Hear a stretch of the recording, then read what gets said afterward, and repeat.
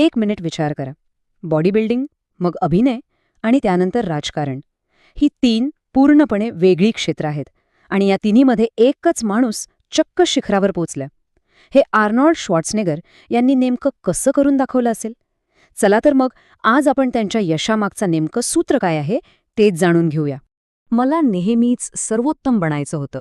बघा, किती साधं वाक्य आहे, पण त्यांच्या संपूर्ण आयुष्याचं सार यात दडलंय. लहानपणापासूनच नंबर 1 वर राहायची ही जी काही जिद्द होती ना, तीच त्यांना प्रत्येक टप्प्यावर पुढे घेऊन गेली.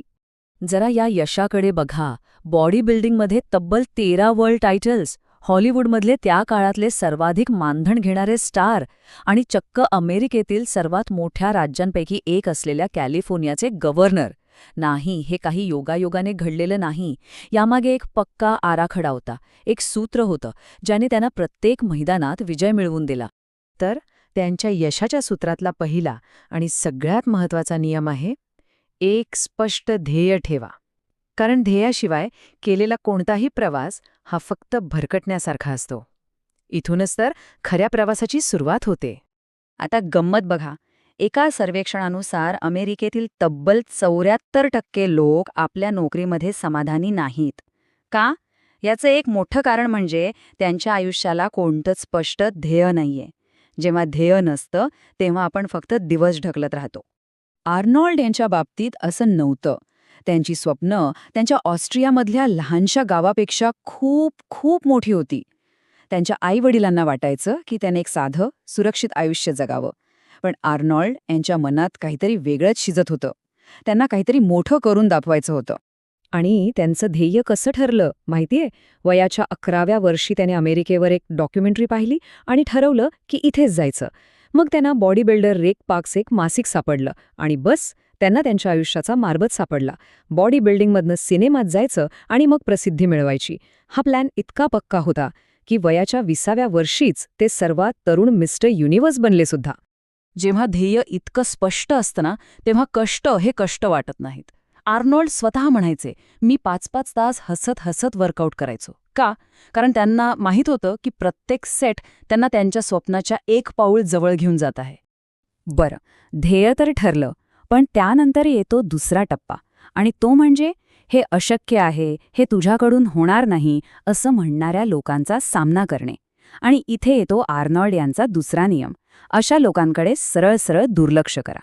नेल्सन मंडेला यांचे खूप सुंदर वाक्य आहे, हे नेहमीच अशक्य वाटतं जोपर्यंत कोणीतरी ते करून दाखवत नाही. आर्नोल्ड यांनी नेमका हाच विचार आपल्या आयुष्यात उतरवला. त्यांनी प्रत्येक नाहीला होयमध्ये आणि प्रत्येक अशक्य वाटणाऱ्या गोष्टीला शक्य करून दाखवलं. एजंट्स आणि दिग्दर्शकांनी त्यांच्या ज्या गोष्टींना त्यांची कमजोरी म्हटलं, त्याच गोष्टींना त्यांनी आपली सर्वात मोठी ताकद बनवलं. लोक म्हणाले शरीर अकराळ विक्राळ आहे, तर ते कॉनन द बार्बेरियन बनले. लोक म्हणाले उच्चार विचित्र आहेत, तर ते टर्मिनेटर बनले. आणि ज्या नावाला लोक विचित्र म्हणायचे, तेच नाव आज एक अविस्मरणीय ब्रँड बनलंय. ठीक आहे, ध्येय ठरलं, टीकाकारांकडे दुर्लक्षही केलं, पण हे पुरेसं आहे का? अजिबात नाही. कारण तिसरा आणि सगळ्यात महत्त्वाचा नियम आहे, अक्षरशः प्रचंड मेहनत करा. स्वप्न फक्त बघून पूर्ण होत नाहीत, त्यासाठी रक्ताचं पाणी करावं लागतं. पण मग लगेच एक प्रश्न मनात येतो, पण या सगळ्यासाठी वेळ कुठे, नाही का? वेळ नाही ही तर जगातली सगळ्यात कॉमन सबब आहे. जवळजवळ प्रत्येक जण हेच कारण देतो. पण यावर आर्नोल्ड एक साधं सोपं गणित मांडतात. दिवसाचे 24 तास असतात. समजा 8 तास झोप, 8 तास काम आणि 2 तास प्रवास जेवणासाठी गेले, तरीही आपल्याकडे पूर्ण 6 तास उरतात. आणि या 6 तासांमध्ये काय होऊ शकतं याचं सर्वोत्तम उदाहरण स्वतः आर्नोल्ड आहेत. ते दिवसाचे 5 तास स्ट्रीमिंग करायचे, बांधकाम साईटवर मजुरी करायचे, कॉलेजला जायचे आणि रात्री अभिनयाचे क्लासेससुद्धा करायचे. हे सगळं एकाच वेळी. म्हणजेच काय, तर वेळ काढणाऱ्यांसाठी वेळ कधीच कमी पडत नाही. महान बॉक्सर मोहम्मद अली यांची एक गोष्ट आहे.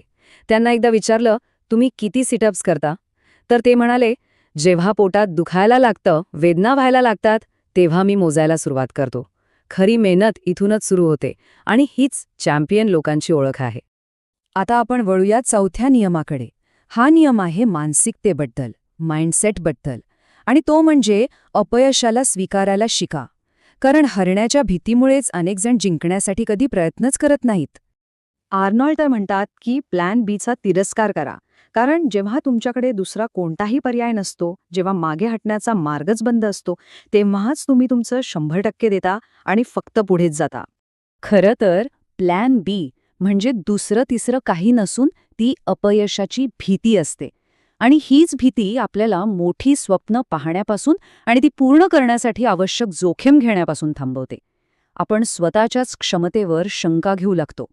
बास्केटबॉलचा देव मानला जाणारा मायकल जॉर्डन, त्यांनी आपल्या करिअरमध्ये तब्बल 9,000 शॉट्स चुकवले होते. यावरून एकच गोष्ट सिद्ध होते की महानता ही अपयशाच्या पायऱ्यांवरूनच मिळते. आर्नॉल्ड यांच्या मते हरणं म्हणजे खाली पडणं नाही, तर खाली पडल्यानंतर पुन्हा उभं न राहणं म्हणजे हरणं. खरा पराभव तेव्हा होतो जेव्हा आपण प्रयत्न करणंच सोडून देतो. आणि आता येतो शेवटचा 5वा नियम. हा नियम सांगतो की यश मिळवल्यानंतर काय करायचं. कारण जेव्हा आपलं वैयक्तिक यश इतरांच्या कामी येतं, तेव्हाच ते खऱ्या अर्थाने पूर्णत्वाला पोचतं.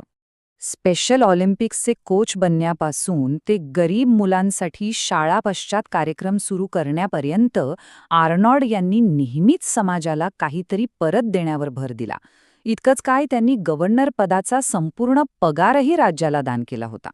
ही प्रेरणा त्यांना त्यांच्या सासऱ्यांकडून मिळाली होती.